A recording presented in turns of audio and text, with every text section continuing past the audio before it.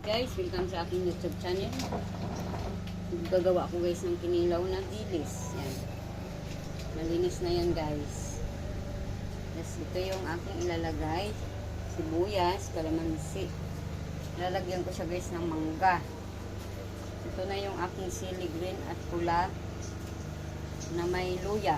Hinihiwa ng maliliit. Yan. Lalagyan natin guys ngayon ng mangga kasi masarap to guys, may mangga. Yan. Maghalo-halo na natin to guys. Ang ating mangga, ang mga sangkap.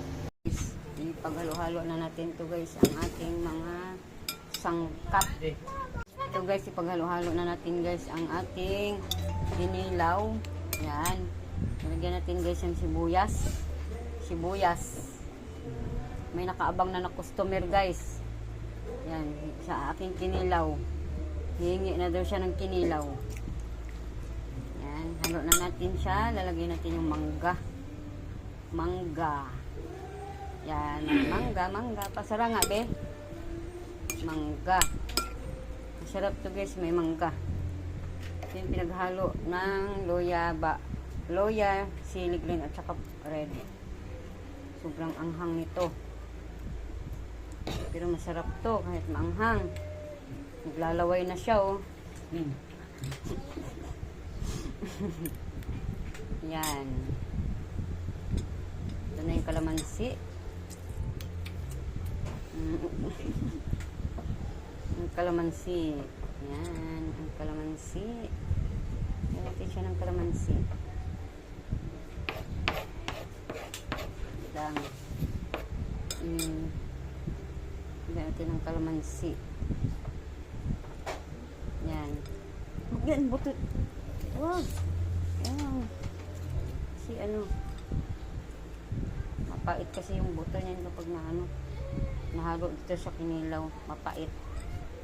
Pero gamot din daw to yung yung buto nito. Ito. Yan, tutubo ito sa tiyan kapag kinain mo yung buto.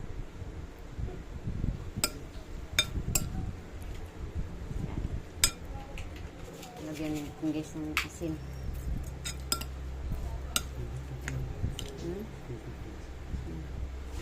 Buto pa dito. Isa. Yan. Tapos, lagyan natin ng Ajinomoto.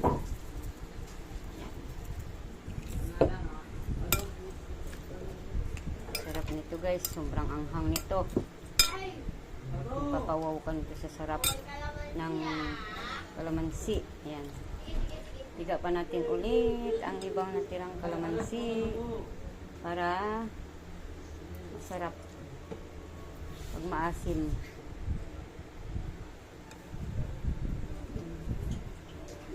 Sarap ng amoy. Maasim na maanghang. Sarap nito guys. Ihalo-halo natin para maluto yung isda.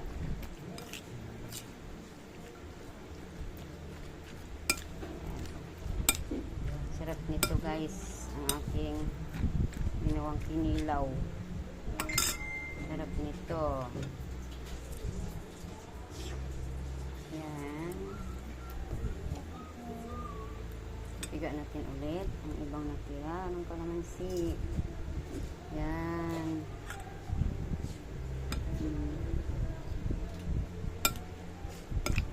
Yan. Halo na.